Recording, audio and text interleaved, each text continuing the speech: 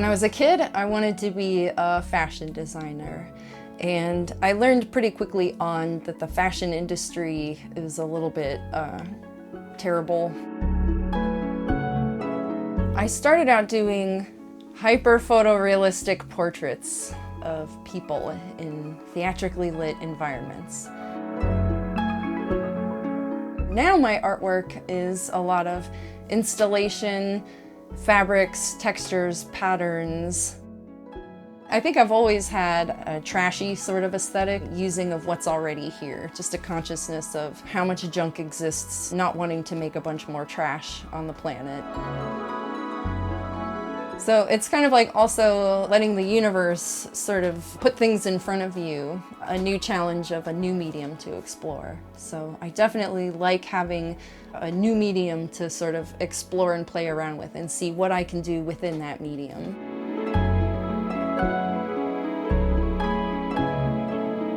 Consulting the Subconscious ended up being the title of a large piece that's a conglomerate of doodles.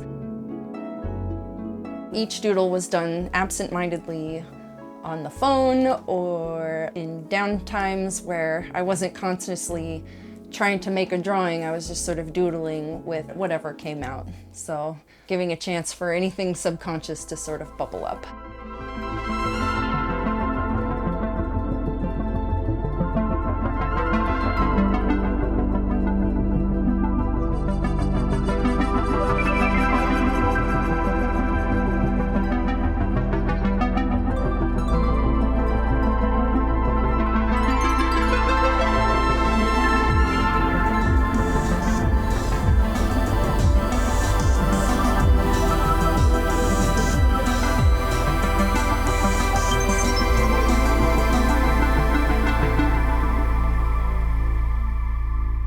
I really like the social aspect of art making. I just love it if two people met and formed a relationship and it was at a show, or these two artists were introduced to each other through my work. So I love a community building element. I've thrown a lot of dance parties in galleries. So at It Looks Like It's Open gallery, I had a no talking dance party. People were forced to, well, not forced, but asked to think about the other ways, other modes of communication, the nonverbal ones. So that was a fun experiment. I've had a high heels dance party where it wasn't mandatory high heels wearing, but there were lots of different sizes and a mirror and some canes and walkers so that you could have some handlebars for support, and you could try on some high heels in this silly, playful environment. And it changes your height, it thrusts your hips different. It's like a whole new world up there that, it's fun for a few minutes until you have to spend a few hours in them. That's different. Another dance party called But I Digress. That one was a collaboration with my friend Abby Nelson, and we wrote sentence fragments and partial phrases onto clear mylar that we hung from fishing line from mobiles from the ceiling. And it was all blacklight reactive, so these glowing pieces of basically magnetic poetry were hanging in the air, and that's where the dance party took place.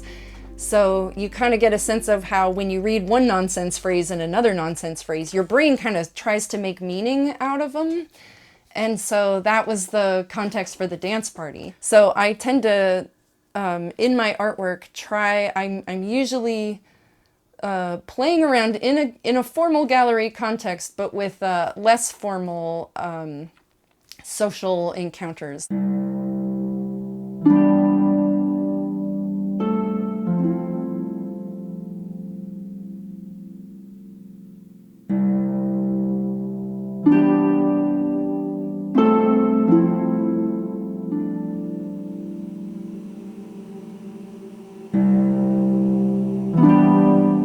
The installations are made up of a lot of beautiful, expensive clothing, but also like stained, too small, slightly ripped. But I kind of channel my inner Bower Ferd and try to even highlight those little trashy bits or elements, kind of getting excited about just collecting the raw materials, and you can kind of transform anything. Anything can be transformed.